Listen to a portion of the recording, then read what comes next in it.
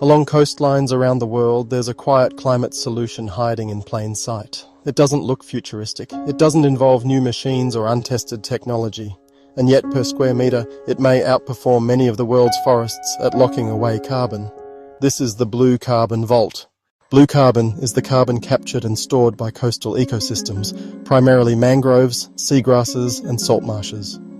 These ecosystems cover a relatively small area of the planet, but their impact on the carbon cycle is disproportionately large. Among them, mangroves stand out. Mangrove forests grow where land meets sea, in salty, shifting environments that most plants can't survive. Their tangled roots rise above the water, trapping sediment, slowing waves, and creating one of the most productive ecosystems on Earth. But their most powerful work happens underground. Mangroves don't just store carbon in their trunks and leaves, they store it in their soils. Deep, waterlogged soils that are low in oxygen. In these anoxic conditions, organic material decomposes extremely slowly. As leaves fall, roots die back, and sediment builds up. Carbon becomes buried layer by layer. Instead of returning to the atmosphere, it's locked away, sometimes for centuries, sometimes for millennia.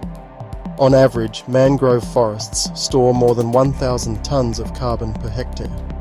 That's roughly 2 to 4 times more carbon per hectare than many tropical rainforests.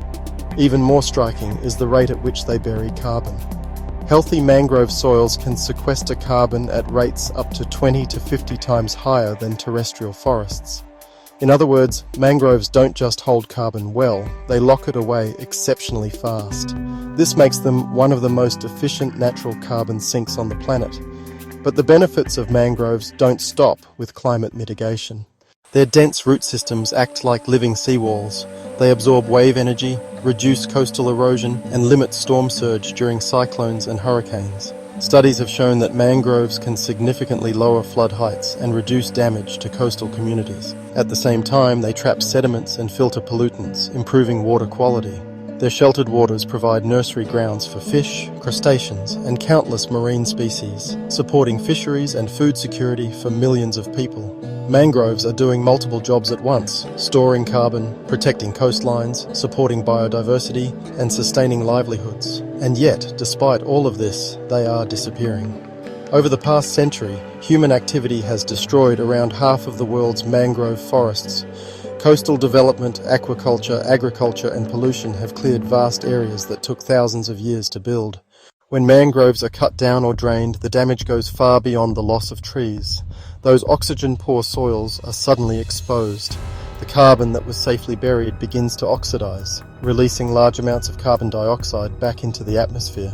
In many cases, destroyed mangrove ecosystems shift from being carbon sinks to major carbon sources.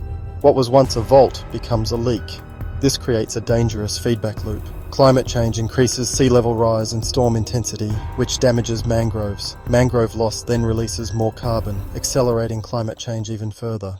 The good news is that mangroves can recover, if restoration is done correctly.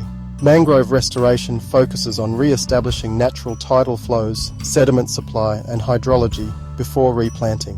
When conditions are right, mangroves can regenerate quickly, rebuilding their carbon stores and coastal protection functions over time. Increasingly, this restoration is being supported by blue carbon finance.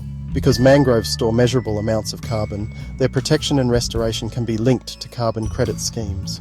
These programs aim to fund conservation while supporting local communities that depend on coastal ecosystems. When done responsibly, blue carbon projects can align climate mitigation with biodiversity protection and economic resilience.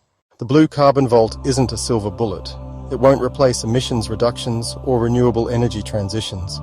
But it represents something just as important, a reminder that nature already holds some of the most powerful tools for stabilizing the climate. Along muddy shorelines and tangled roots, carbon is being quietly locked away, not by machines, but by ecosystems that have been doing this work for thousands of years. Protecting them may be one of the simplest, most effective climate actions available.